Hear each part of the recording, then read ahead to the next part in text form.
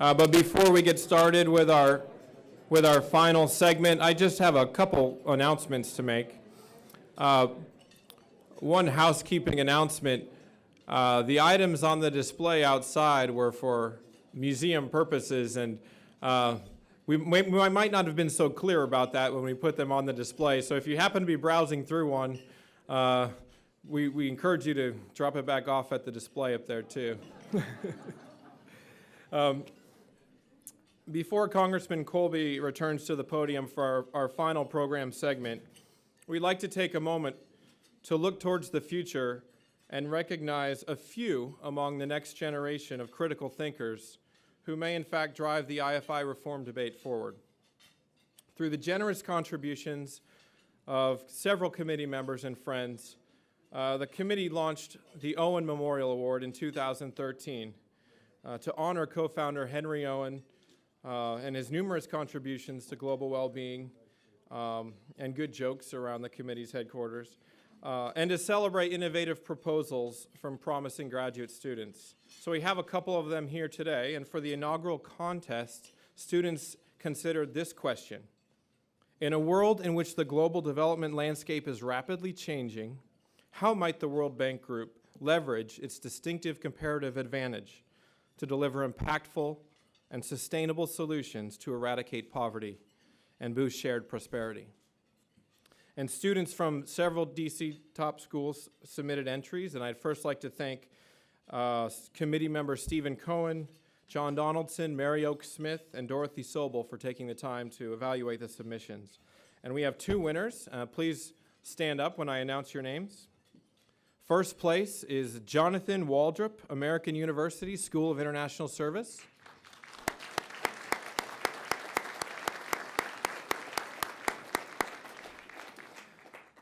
John focuses on development security and the environment in his master's studies, and he worked in the summer of 2012 in Nairobi, Kenya, to establish a business incubator for promising social entrepreneurs. And he actually, if you recall, in the segment next door, was bold enough to get up and ask a very challenging question to President Kim, so we applaud him for that.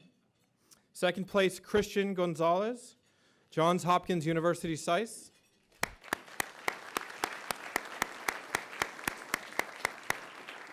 Actually, we were 2 for 2 on those bold questions now. So Christian is a national of Honduras. He's currently pursuing a dual MBA, MS in economics, while simultaneously working in business intelligence at the World Bank. Winning essays will be on our committee's website. Now I'll hand it over to Congressman Colby to introduce our esteemed lunch speaker. Thank you.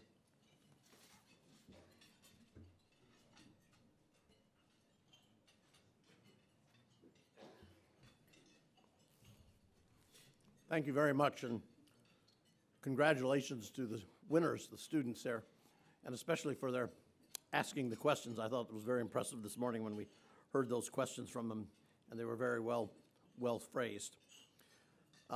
It's my great pleasure to help end this last session. I feel like today is really kind of my day, not only for development, but for trade. I started out this morning. I wasn't with you for the first part of the day because I was at the Washington International Trade Association, where I was moderating a panel discussion, the panel consisting of Ambassador Morantes, the deputy or acting USTR, and Ambassador Valde Almeida from the European Commission, talking about the new transatlantic trade and investment partnership. So going from there to here and talking about how development works, there's clearly a synergy, I think, between these two issues. And certainly the person I'm introducing today is one who clearly has those synergies in all of the work that she has done.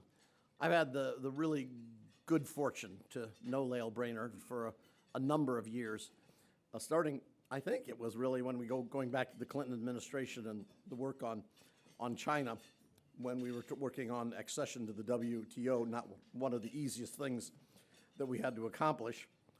Following her work there, she went to Brookings, and I later came to the German Marshall Fund, so we were in the world of academics, NGOs, and think tanks for a while. And she, of course, directed their global economy and the initiative on competitiveness Now, and most recently, she serves as Undersecretary for International Affairs at the Undersecretary of Treasury for International Affairs, where she works on the administration's agenda to strengthen U.S. leadership in the global economy to foster growth, create opportunities, and address international economic challenges. And there, in my capacity as co-chair of the Modernizing Foreign Assistance Network, we have had an opportunity also to interact in this capacity. So it seems like we're on parallel tracks, and our lives keep bumping together here, and our professional lives keep bumping together, which is just great as far as I am concerned. I might also add, of course, in her spare moments at Treasury, she manages the Euro crisis for the White House. So it is a great pleasure for me to introduce this morning, or this afternoon, not only a good friend of all of ours, I think, but somebody who I regard as one of the real talents in the administration, Lael Brainerd. Lael.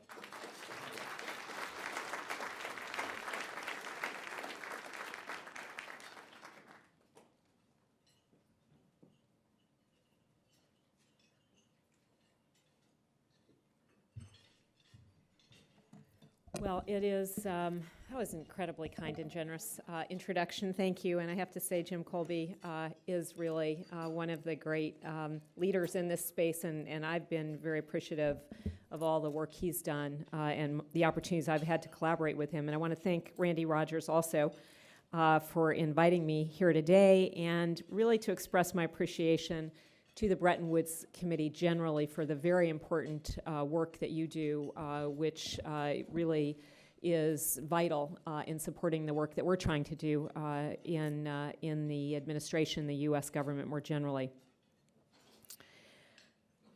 As we look across the global landscape, the global economy remains sluggish and still too fragile. Too many people, especially young people, are still in search of jobs.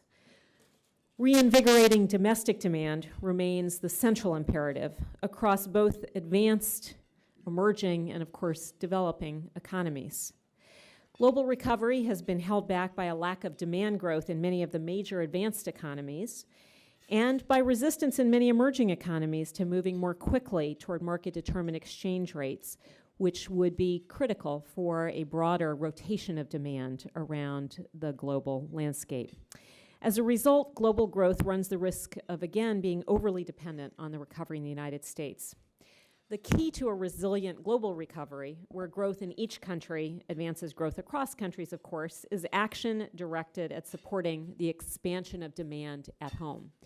That has been the focus of discussions by Secretary Liu in Europe, most recently the spring meetings, and of course also at the G7 in the UK. Domestic demand in the euro area is now lower than at the low point of the global crisis in 2009, and unemployment in some countries is at historic highs.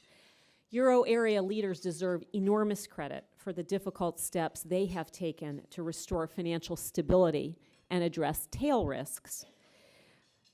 Now it's critical that the euro area shift focus to boosting demand and employment to avoid lasting damage to the economic potential of a critical engine of the world economy, and to avoid the risk of protracted stagnation with heavy social costs. This is, of course, true more broadly. Increasingly, policymakers are coming to realize that inclusive growth is simply smart economics.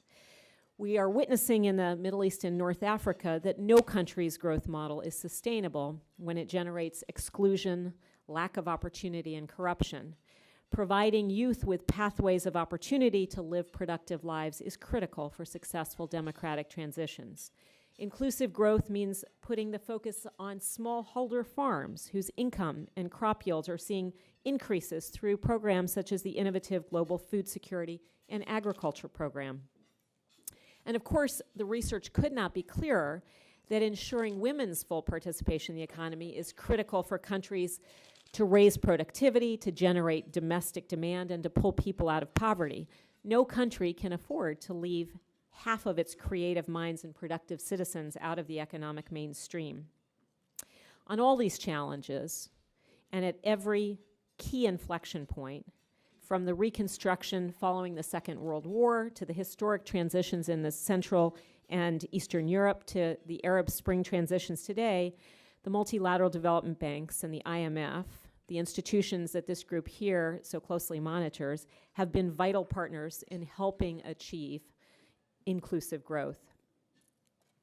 In recognition of the vital role they've played in supporting the global recovery at a fragile time, of continuing to underwrite growth in some of the dynamic economies in Africa and more broadly, this past year the U.S. committed to recapitalize all of the MDBs. This is a historic first, and it would not have happened without the support of the people in this room and, of course, bipartisan support in Congress. Indeed, it's the first general capital increase at the World Bank since the fall of the Berlin Wall. Last year, the Treasury Department hosted a competition, also a first, across the development banks to celebrate the most innovative and impactful projects by awarding the first ever development impact honors, a practice that we plan to continue again this year. The World Bank and the regional development banks underwrite not only the hard infrastructure, the roads and bridges, the ports and power plants, but also the soft infrastructure that make economies interoperable, connect communities to markets, and unleash the private sector.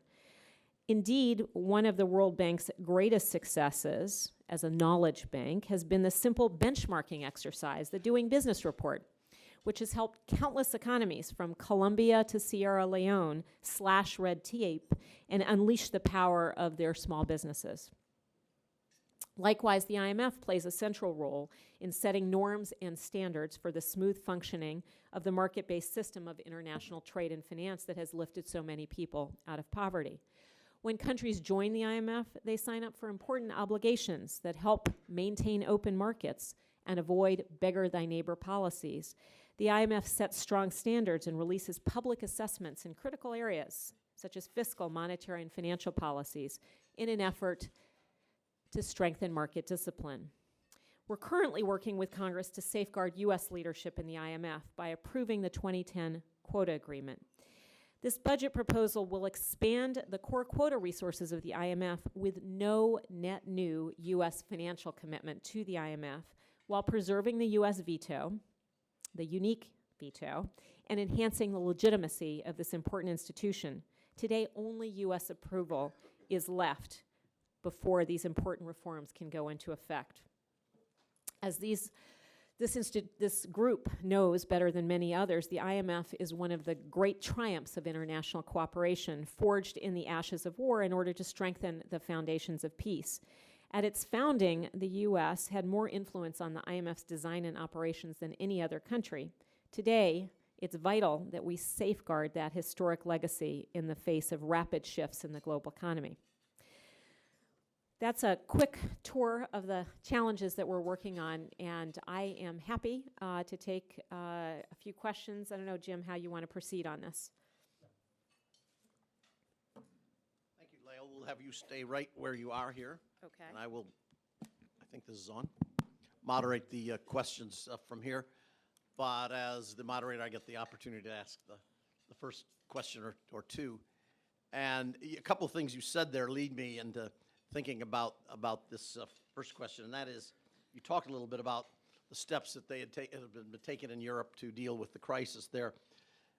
How do you see that this crisis is affecting the United States, both the financial institutions, but also our own economy? And what concerns does the administration continue to have about the laggard growth in Europe, the inability to try and really come out of this crisis as rapidly as I think some people had hoped would be the case?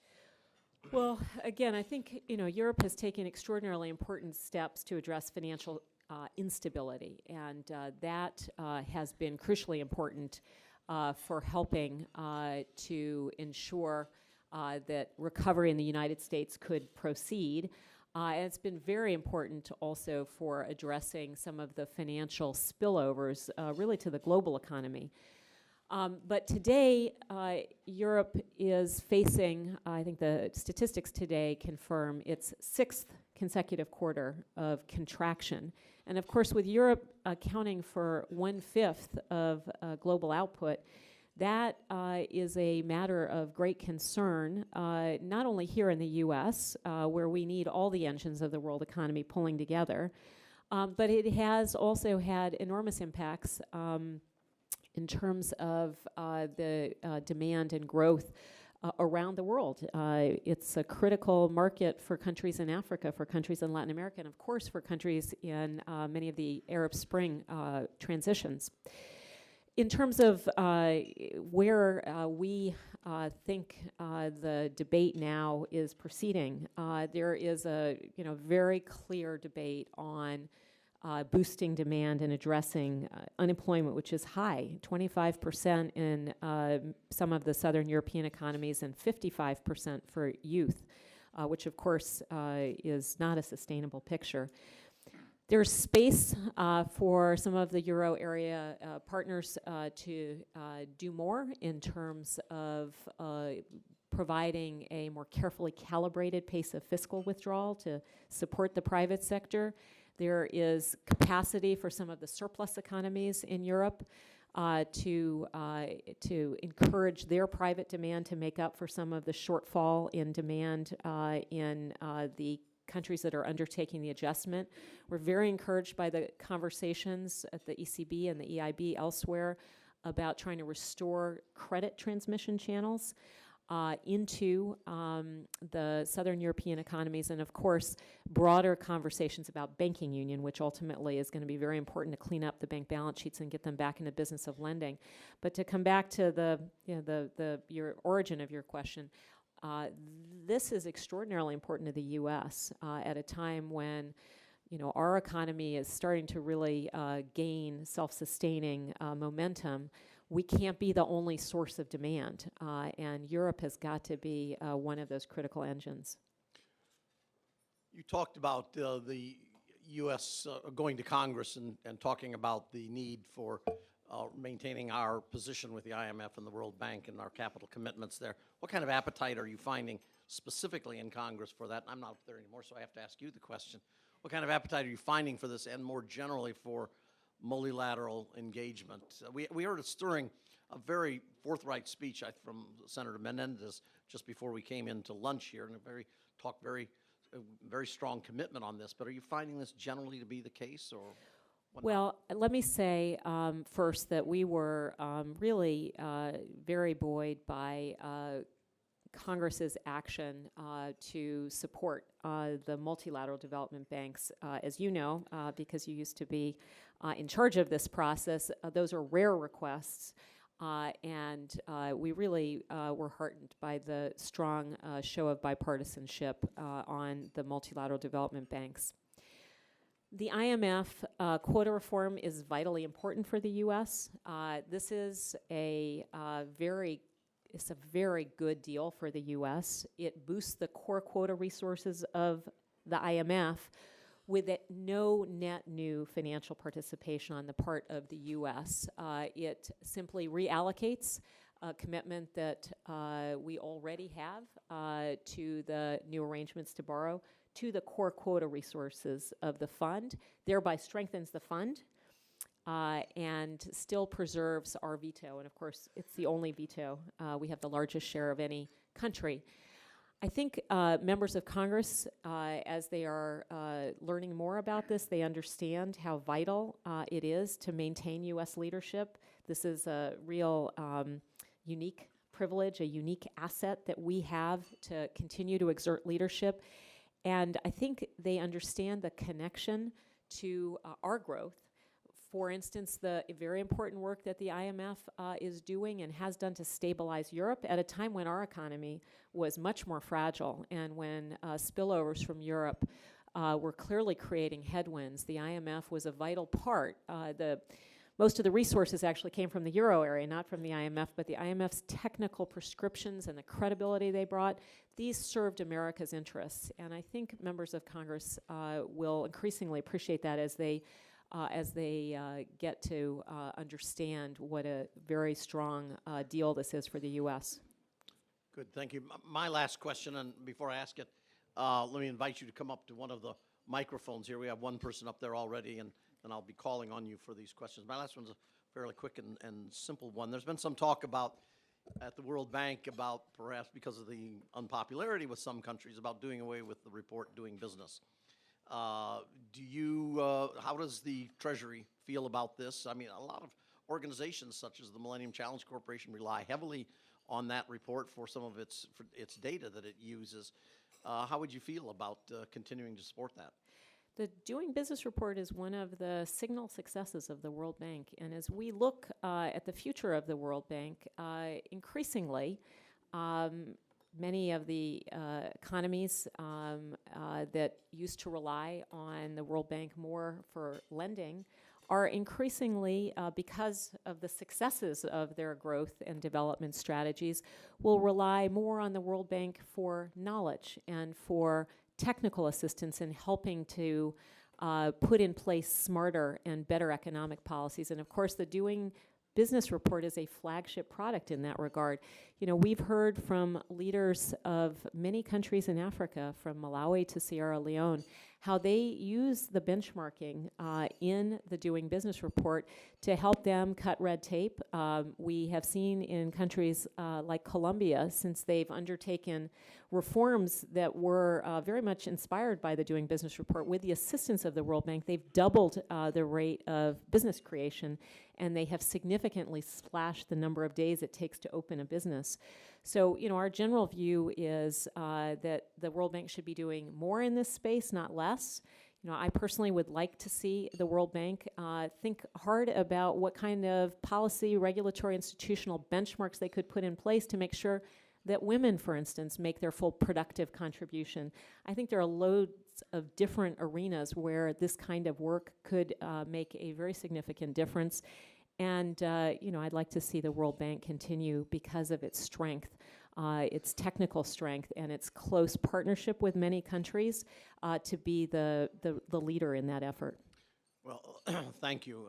Maybe that was a bit of a softball question, because I kind of expected I would get that answer. But nonetheless, I think it's important to get it Sorry, out I on didn't surprise you. out on the table here. All right, I see only at one microphone here. We have two people lined up. Yes, sir. Please identify yourself and ask your question. I'm Barry Wood, an economics columnist, RTHK in Hong Kong.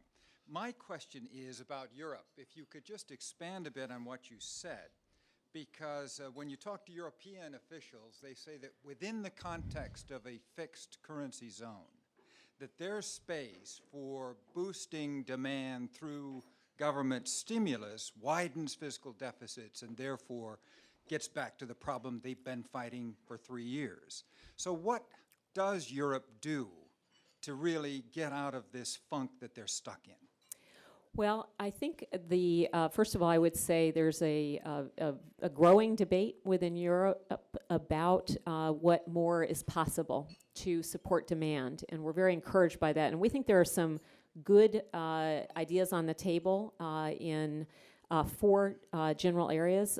First, you cannot cut your way to growth. If there's one thing we've learned in our recovery, is you need to be able to achieve both. You need to carefully calibrate the pace of fiscal withdrawal when the private sector is strong enough to continue growing. And we've made some course corrections in the U.S. Along the way. As you know, in 2010 and again in 2011, we made some course corrections. It turns out that our deficit is closing faster than anybody had anticipated.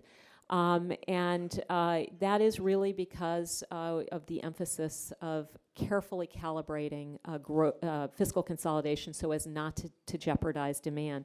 Now, Europe is also, having established a lot of credibility on the reform agenda, particularly the structural reform agenda, you've seen some course corrections in recent months.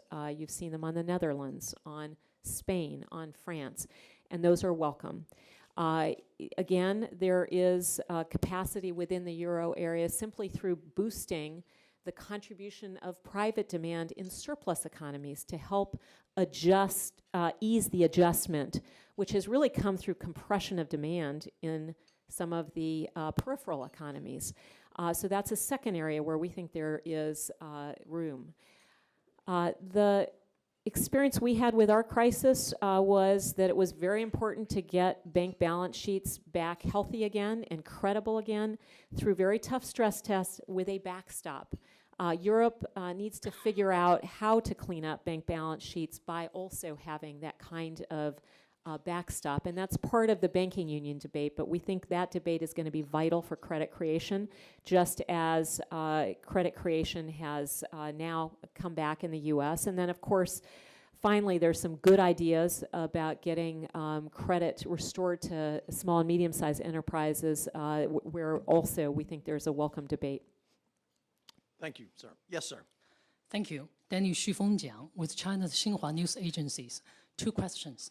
First, is the ongoing sequestration affecting U.S. capacity to support multinational financial agencies, including World Bank and the U.S. global leadership?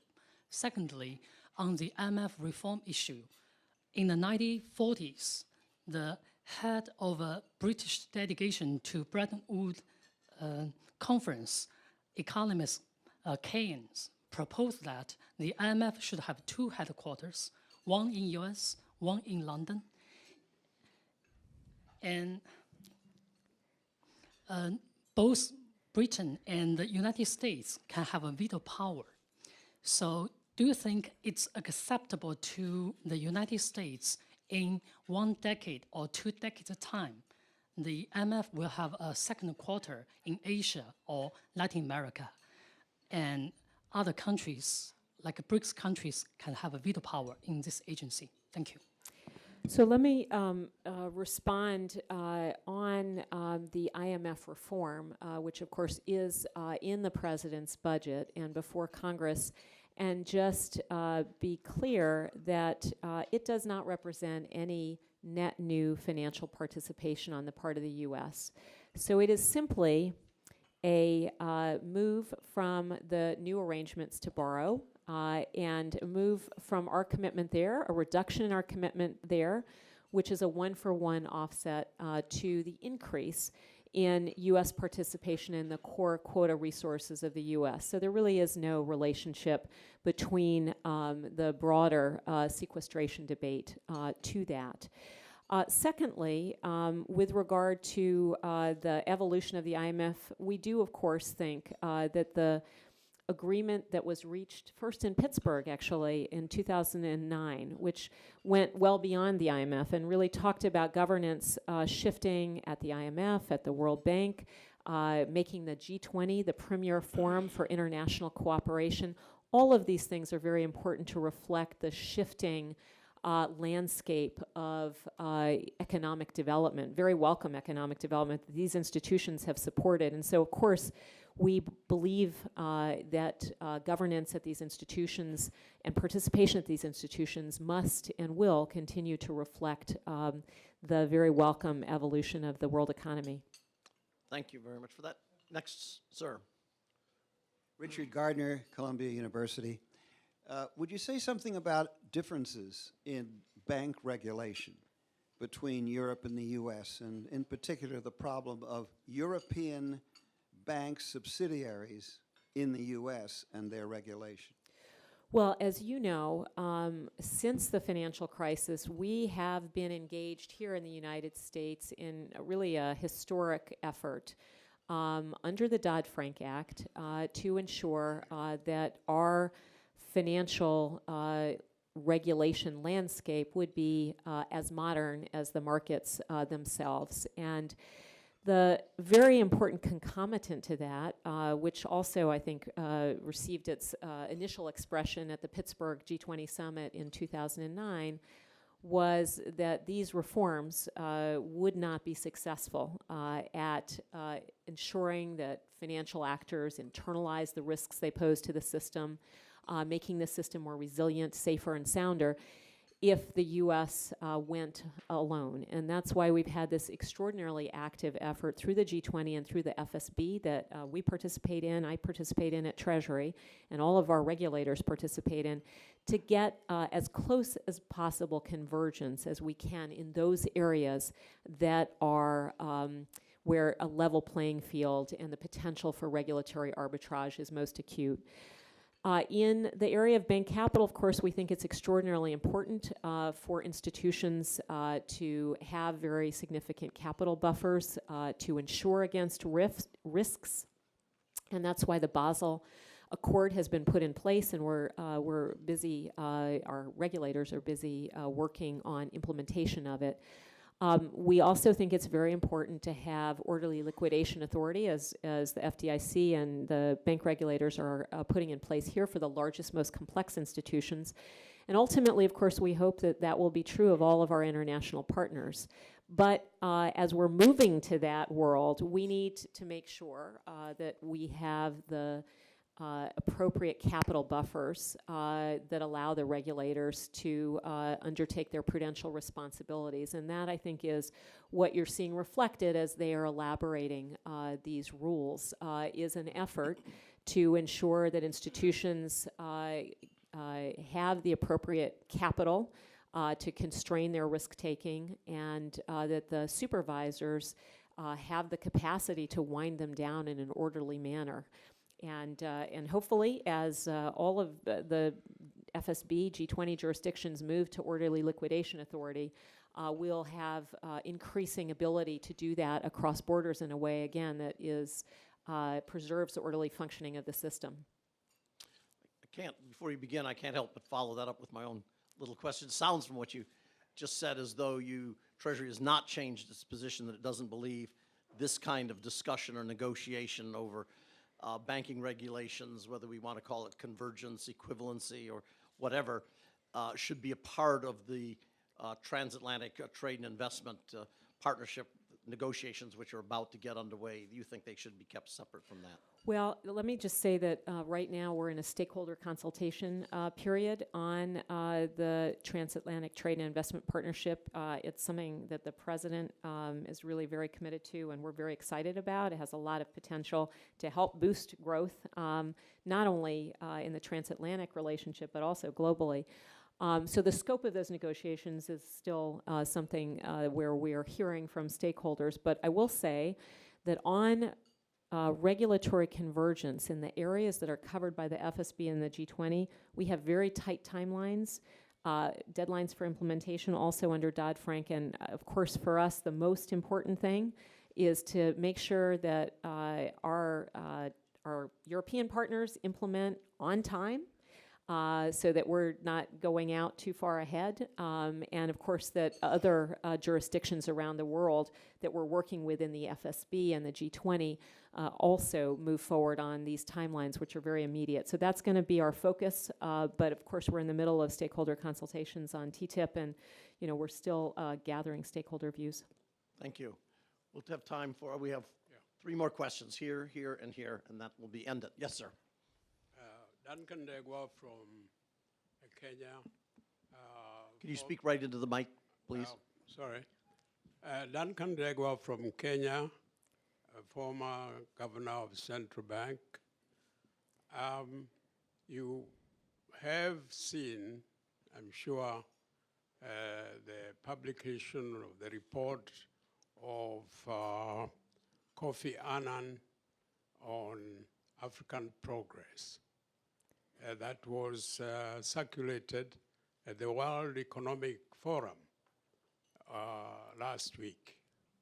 I wonder whether you know that that report reveals a lot of murky, dirty business is being called politely opaque business on mineral exploitation in the Congo. I wonder whether you can tell us whether you are doing anything or the institutions are doing anything to discourage this activity. It's very well known. It has happened in Africa for a long time. I hope you can tell us whether you're spreading the good word to discourage them. Thank you. Well, I think it's a critically important issue. As you know, the U.S. is a strong supporter of the EITI framework and the transparency provisions under EITI. We would like to encourage as broad participation in that initiative as possible. We think it's only strengthens governance and accountability locally. when there is broad knowledge about resource revenues and where those are being earned and where they're being allocated. So as a broad matter of principle, we think transparency can be a really powerful driver, and we're very supportive of it. And of course, in the particular case that you're mentioning, we also have particular provisions in the United States that have public companies disclosing on the mineral earnings and the entire supply chain, in fact. So we're very far ahead, I think, on this issue in the U.S., and we've been encouraging other financial jurisdictions to join us in that effort, again, because of the belief that transparency can be a very powerful driver of accountability and positive change. Thank you. Yes, sir. Thanks, Madam Undersecretary. Gary Kleiman, Kleiman International. Being a good Bretton Woods committee member, I notice our sponsor is National Bank of Kuwait, so I want to ask a question about MENA. Egypt, as you know, is the situation is getting worse and may be facing an imminent balance of payments or domestic debt crisis. Yet the U.S. administration has come up with a number of initiatives, debt relief for Egypt, bond guarantees for Tunisia to allow it to re-access markets, which may also apply for Jordan. Are there any other sort of instruments or new mechanisms being considered to deal with the critical situation in the region vis-a-vis private financing access, and to what extent are you engaging the private financial community in that effort? So it's a good question. We are extremely engaged across the region, as you say.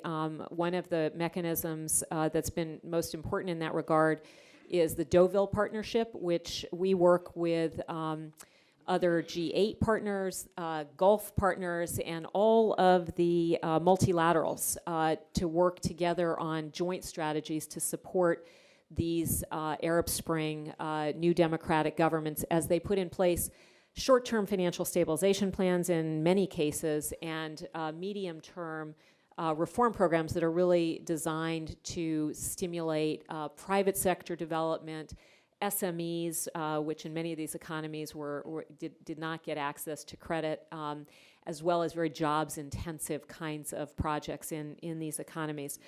We also have a whole variety of bilateral initiatives underway. We have enterprise funds in 2 of the countries that are being launched. We have deployed cash transfers in certain cases to help with the financial stability period. Loan guarantees have proven a very powerful instrument in either regaining or retaining market access for some of these countries. And of course, Tunisia is the one that came first on that. But in these efforts, we are also working on the trade side because, of course, the private sector at the end of the day is going to be the driver of more inclusive growth in these economies. We've hosted a whole variety of investment conferences across the region, the State Department, the Commerce Department. So we're trying to involve the private sector and help the private sector be part of the transition process in these economies. But for Egypt, as you say, the immediate challenge is to conclude a macroeconomic framework that brings back in private investment and gives certainty to private investors. And that's why we're very supportive of the discussions that are taking place with the IMF in support of the government's own program.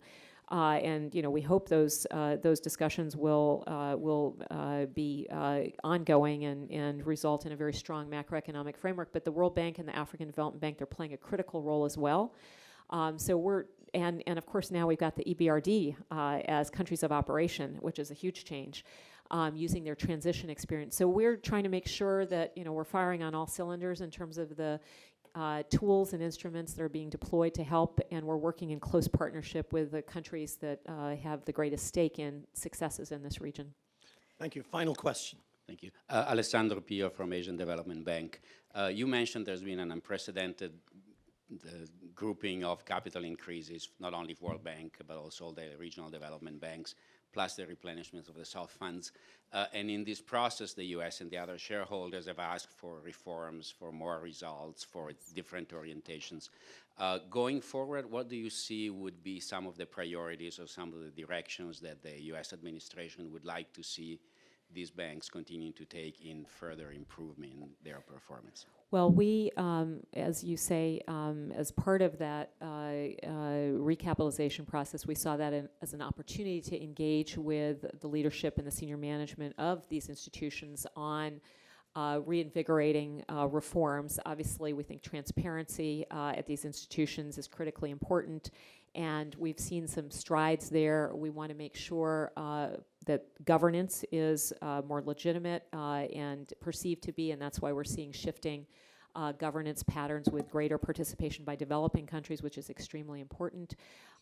It's very important, we believe, to ensure that the procurement processes at these institutions is kind of best practice, because many countries then adopt those same procurement practices for a broader set of domestic procurement. So we think it has a, it's a very leveraged impact. Safeguards are important to us, obviously, and the environmental and social impact assessments we think have proven to be very important in terms of legitimacy and in terms of also making sure that these investments are ones that are broadly beneficial. So we're going to continue to push on those fronts. We want to make sure that lending moves to the countries that most need it. So, as countries become better able to access capital markets for some of their infrastructure and growth needs, obviously we want to free up that space for countries that are encountering challenges. And that's why the knowledge products of these institutions become so important. Increasingly, the development banks become development partners through their technical expertise and their knowledge. Jim Wolfenson is sitting here, and of course this was a paradigm that he really introduced during his leadership, and that will become only more important in the years ahead. Please join with me in thanking Lael Brainerd for these terrific answers to questions. Thank you. The Bretton Woods committees make the trains run on time. It's 2 o'clock at the time we're supposed to be finished, and I'm told that as a result, I'm the last word. Thank you all very much for being a part of this today.